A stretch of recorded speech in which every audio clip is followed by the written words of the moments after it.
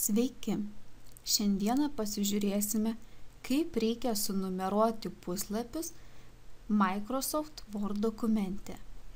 Esame Word programoje, renkame kortelę įterpimas,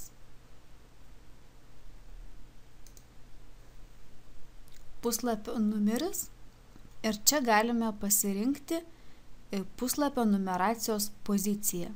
Tai yra, ar numeris bus įterpiamas viršuje, apačioje ir lygiuotė. Pagal raštvedybą puslapio numeracija dažniausiai būna viršuje ir lygiuotė centre. Įterpiame puslapius. Štai turime puslapių numeraciją. Jeigu norime nenumeruoti pirmojo puslapio, tai padaryti yra labai paprasta. Kortelėje dizainas, ties komanda kitokios pirmame dedame varnelę ir štai rezultate gauname, kad pirmas puslapis yra nenumeruojamas. Jei norime nenumeruoti keletos puslapių, tuomet mums reikia dirbti su sekcijomis. Tai yra, turime dokumentą iš 4 puslapių. Tarkime, pirmuose 2 puslapiuose numeracijos turėti nenorime, o nuo 3 puslapio pradedame numeruoti skaičiumi 3. Taigi dokumentą reikia padalinti į sekcijas.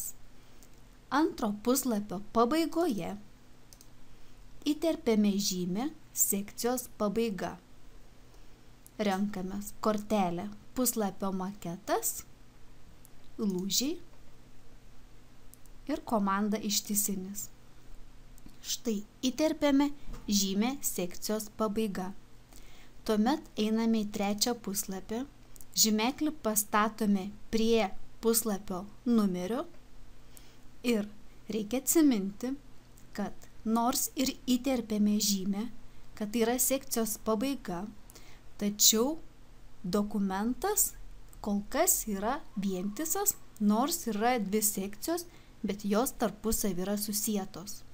Kad jos tarpusavyje būtų nesusietos, būtina atspausti mygtuką, susieti su ankstesne.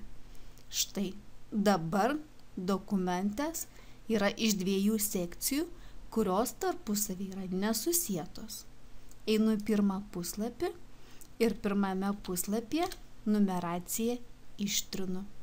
Taigi tokiu būdu galime nenumeruoti ne tik vieno puslapio, bet pasirinktinai keletos puslapių.